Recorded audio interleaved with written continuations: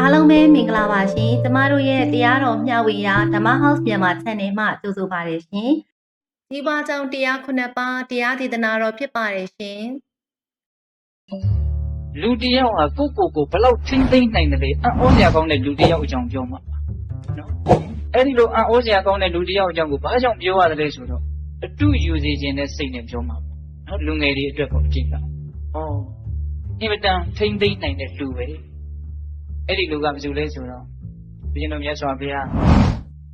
ဝေလုံအကြောင်းတိုင်းမှာတည်းသုံးတော်မူခြင်းခံကာလရှားကြူမျိုးတဲ့တတိအမျိုးတစ်မျိုးမှာအင်မတန်ကူးဆက်လွယ်တဲ့ယောဂတစ်ခုဆွဲကတ်တယ်။စာထဲကတော့ယင်းအနာလို့ရေးထားတယ်။အဲ့ဒီယင်းအနာကအိမ်ချံပေါက်ကိုဖောက်ပြီးတော့ထွက်ပြေးမှလွတ်တယ်လို့ဆိုတယ်။ဆိုလိုတာကတိရင်တောက်လျှောက်ကိုပြေးတယ်လို့ပြောလို့သားတော့မသိ။ဒါဒီကနေ့ခေတ်တော့အဲ့လိုလည်းမရှိပါဘူး။ဒါစာထဲမှာရေးထားတာတွေကိုဦးဇင်းတို့ပြောပြတာ။ပိသက်တို့လည်းစဉ်းစားတတ်ဖို့နော်။ယင်းအနာတဲ့အဲ့ဒါဆွဲတယ်။အဲ့တော့မိဘတွေကတို့တော့သေတော့မှသူတို့ယောဂဆွဲပြီးအဲ့ဒါကိုသိတော့သူတို့ရဲ့တူရီတော်သားလေးကိုမှားတယ်။ငါသားမင်းအိမ်ချမ်းဆက်ကိုဖောက်ပြီးတော့အိမ်နံရံကိုဖောက်ပြီးတော့ထွက်ပြေးတော့ဘယ်နာမှာဒုပိုင်တဲ့ဂရေ40ကိုမြုပ်ထားအဲ့ဒါဒီယောဂကတ်ကြီးငြိမ့်ပြီဆိုတော့မှငါသားပြန်လာပြီးတော့အဲ့ဒါကိုတူးဖော်ပြီးတော့အသက်မွေးဝမ်းကြောင်းမှုပြုပါလေလို့မှားတော့သားဖြစ်တဲ့လူကဟုတ်ပြီဆိုပြီးတော့မသေးသေးသောအမေအဖေကိုပြစ်ပြီးတော့ပြေးတာဗျအဲ့ဒါအမေအဖေတွေအမျိုးတွေအကုန်သေးတယ်အဲ့ဒီကလေးတယောက်ပဲလွတ်တယ်အဲ့ဒါနဲ့သူတနေတကြီးရောက်ပြီးတော့ဒီလိုနဲ့သူပြန်မလာဘူးဖြစ်တယ်တို့ကြာသွားတယ်အဲ့ဒီမှာနောက်သူတော်တော်လေးအရွယ်ရောက်လာပြီဆိုတော့ဘိုးစိတ်မွေးတွေပတိုင်းမွေးတွေနဲ့သူပြန်ရောက်လာတော့သူ့ကိုအရက်ကဘယ်သူမှမမှတ်မိတော့အဲ့လိုမမှတ်မိတော့အဲ့ဒီကလေးအဲ့ဒီလူလင်ကဉာဏ်ရှိတယ်ထိမ့်သိမ့်နိုင်စွမ်းရှိတယ်ဘာစဉ်းစားလဲဆိုတော့ငါတဲ့ဒီအချိန်မှာဂရေ40သောပစ္စည်းတွေကိုတူးဖော်ပြီးတော့သုံးဆွဲမယ်ဆိုလို့ရှိဒီကောင်ဘယ်ကနေခိုးလာတယ်လဲတိုက်လာတယ်လဲငါ့ကိုဘယ်သူမှယုံကြည်မှာမဟုတ်ငါဘက်ကထောက်ခံမဲ့လူလည်းငါတယောက်မှအဖို့မရှိတော့ဘူးတတ်တယ်လေအဲ့ဒီတော့ငါနဲ့ဒီပစ္စည်းတွေပဲရှိအဲ့တော့ဒီအချိန်မှာငါထုတ်ယူသုံးဆွဲမယ်ဆိုရင်ငါအကြီးအကျယ်ဒုက္ခရောက်လိမ့်မယ်သူသိတယ်နော်သူထုတ်ယူမသုံးဆွဲဘူးအဲ့ဒါနဲ့ဘာလုပ်လဲဆိုတော့အောင်ပြီးနိုင်တယ်စောင့်စည်းနိုင်တယ်ဂရေ40သောပစ္စည်းရှိနေတဲ့တော့အဲ့ဒါသူဘာလုပ်လဲဆိုတော့အလုပ်လိုက်ရှာတယ်ကျွန်တော်ဘာလုပ်မင်းရမလဲပေါ့အဲ့တော့ရက်ကဝိုင်းပြီးတော့ပေးတယ်မင်းဖူးမရောက်လာတယ်ကွာကဲအဲ့လိုဆိုလို့ရှိရင်မင်းရစော်လို့ကွာမင်းကိုတို့လာကဝိုင်းပေးမယ်ရစော်ဆိုတာကဦးစင်ကနားလေအောင်ပြောလိုက်တာပါစာထဲမှာပါတာကတော့အိယာထားခြင်းရောက်ပါပြီထားကြပါဆွမ်းနေပါလေချက်ကြပါအလုပ်တွေဝင်ကြပါပြင်းမနေကြပါနဲ့လို့သူကလမ်းမှာလိုက်ပြီးတော့နှိုးဆိုတာတဲ့ဒီကနေ့ခေတ်အဲ့ဒီလိုလူမျိုးတောင်ရှိတဲ့လေလို့ထင်တယ်နော်ကြားတဲ့လူတွေသတိရရင်ကောင်းတာပေါ့ဟုတ်လားအဲ့လိုလိုက်ပြီးတော့အော်လာအဲ့ဒီလူလင်ကအဲ့လိုအော်ရင်းနဲ့တနေ့တော့ဗိမိတာရမင်းကြီးကဒေတာပရင်ဖွင့်ပြီးနန်းတော်ကနေပြီးတော့အဲ့ဒီလူလင်ရဲ့အတန်ကိုကြားတဲ့အခါကျတော့မင်းကြီးကတကိုယ်ကြီးရေရွတ်တယ်ဒီပုဂ္ဂိုလ်ဟာပစ္စည်းဥစ္စာအင်မတန်ပေါ်တဲ့ပုဂ္ဂိုလ်ပဲအတန်ကိုနားထောင်ပြီးတော့သိတာတော့ဗိမိတာရအဲ့ဒီအသက်ပညာသူ့မှာရှိတယ်သိလားဗိမိတာရအဲ့ဒီလိုမင်းကြီးကဒီပုဂ္ဂိုလ်ဟာပစ္စည်းပေါ်တဲ့ပုဂ္ဂိုလ်ပဲပစ္စည်းဥစ္စာသိချမ်းသာတဲ့ပုဂ္ဂိုလ်ပဲလို့ပြောတော့အဲ့ဒါကိုဘယင်ကြီးရဲ့မိဖုရားတွေကတယောက်ပေါ့နော်မောင်မကြီးတယောက်ကကြားတဲ့အခါကျတော့မင်းကြီးတယောက်အဲ့ဒီကောင်တော့ကိုလိုက်စားသူပစုလေပါလေတိအောင်လုပ်ခဲ့အဲ့ဒါနဲ့အဲ့ဒီတော့ပြန်လာတယ်အရှင်မအင်မတန်ဆင်းရဲပါလေရေစော်လုပ်ပြီးတော့စားနေရခိုးကိုရမရှိတူးတဲ့တကောင်ကျွတ်တမျက်နှာလူမင်းကြီးကိုသွားပြီးတော့သရဝုတင်နေရှင်မင်းတရားအဲ့ဒါပစ္စည်းသိပ်ပေါ်တဲ့လူမဟုတ်ပါဘူးတဲ့သိပ်ဆင်းရဲတဲ့လူပါတဲ့လူမင်းကြီးကဘာမှမပြောဘူးစိတ်ပဲနေတယ်နောက်2ရက်3ရက်လောက်နေပြန်ရောအဲ့ဒီပုဂ္ဂိုလ်ကြီးအတန်ကြားပြန်ရောကြားတော့မင်းကြီးကမနေနိုင်ဘူးပြောပြန်တယ်ပစ္စည်းဥစ္စာသိပ်ပေါ်တဲ့လူပဲဒီလူ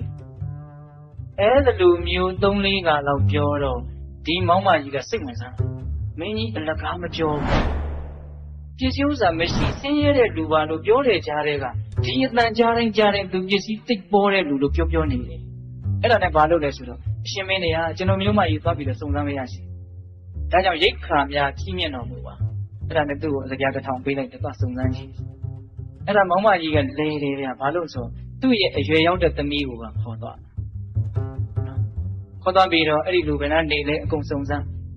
ပြီးတော့ ဒီပြင်အိမ်ဒီမှာဒေဝရစီလို့ပြောတော့ဒီပြင်ကလူတွေကတို့အိမ်မှာလူတွေများတယ်ပုံမှာဂုံဘဘောတကဆိုအဲ့ဒီလူလေးရဲ့နာမည်ကဂုံဘဘောတကသူကတူဦးလေးတွေမှာသူ့တွေသွားပြီးတော့တဲကြဆိုတော့သားမိနှစ်ယောက်အိမ်ရောက်လာဂုံဘဘောတကတနာကျင်တာတဲ့လူဆိုတော့ကင်တဲတာပေါ့လေဒါပေမဲ့တရက်ပဲရမယ်အဲ့တော့တရက်ရောက်တယ်သားမိနှစ်ယောက်ကမသွားဘူး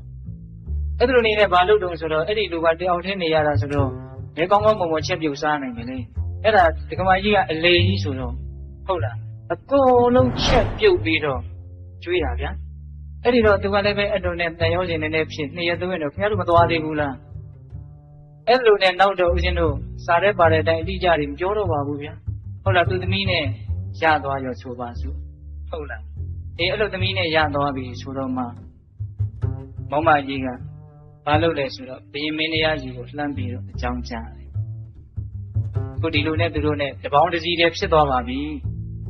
အဲ့ဒီတော့သူ့မှာရှိတဲ့လျှို့ဝှက်ထားတဲ့ပစ္စည်းတွေထွက်လာအောင်လုပ်ဖို့ပဲကြံတော့တယ်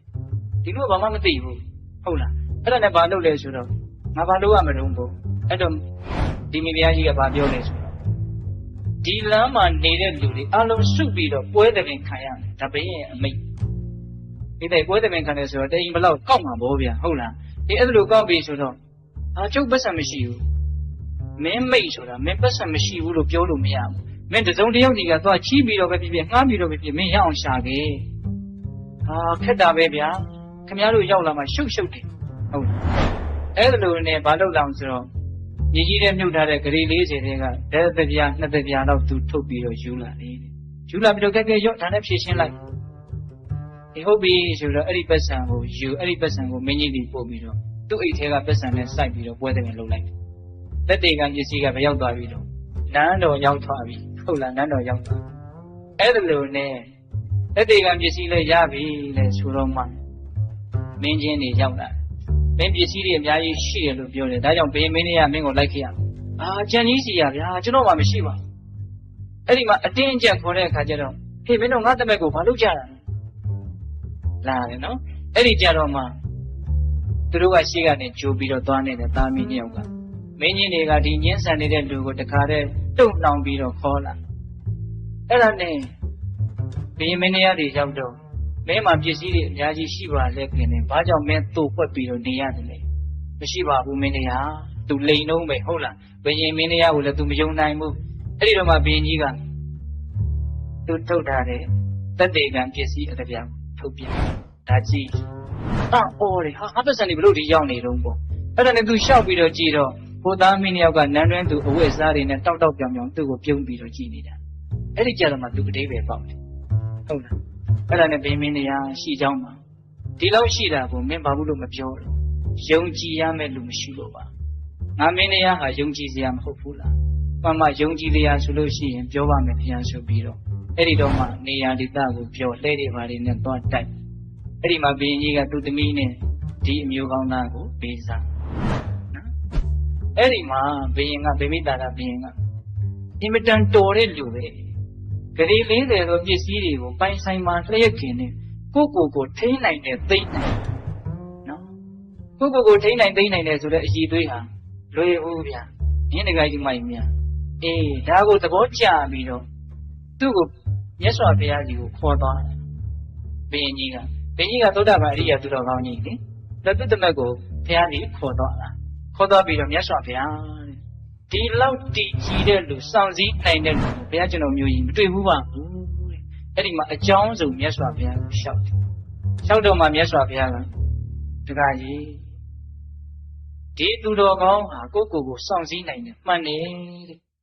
လောကမှာမတရားမှုတွေနဲ့အသက်မွေးဝမ်းကြောင်းမှုပြုတယ်ဒါဟာတကယ်ချမ်းသာစေချမ်းသာမှာမရနိုင်ဘူးကိုထိန်းကောင်းကောင်းမွန်မွန်နဲ့အရေးအသေးရှိကြိုးစားမှသာလေတကယ်ချမ်းသာတဲ့ချမ်းသာမှရနိုင်မယ်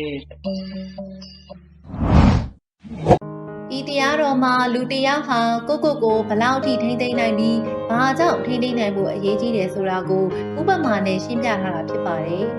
ကိုထိမ့်သိမ့်နိုင်ခြင်းဟာဘဝမှာအောင်မြင်မှုအတွက်အခြေခံကြတဲ့အချက်ဖြစ်ပါတယ်ဒီတရားတော်ကကျမတို့ရဲ့ဘဝမှာကိုယ်တိုင်တာဝန်ယူမှုကိုထိမ့်သိမ့်မှုနဲ့စောင့်ရှောက်မှုတွေအရေးကြီးကြောင်းသတိပေးတာဖြစ်ပါတယ် ဘဝမှာတကယ်ချမ်းသာမှုအစစ်မှန်ကိုရဖို့အတွက်ကိုသိမြင်ခြင်းနဲ့ကိုထိန်းသိမ်းစောင့်ရှောက်နိုင်ခြင်းတွေဟာအရေးကြီးတယ်ဆိုတဲ့သဘောကိုမြင်သာအောင်ဆရာတော်ဘုရားကြီးကသင်ခန်းစာပေးဟောပြောထားခြင်းဖြစ်တယ်လို့ကျမတို့ဓမ္မ House မြန်မာ Channel မှာသုံးသပ်တင်ပြလိုက်ရပါတယ်ရှင်။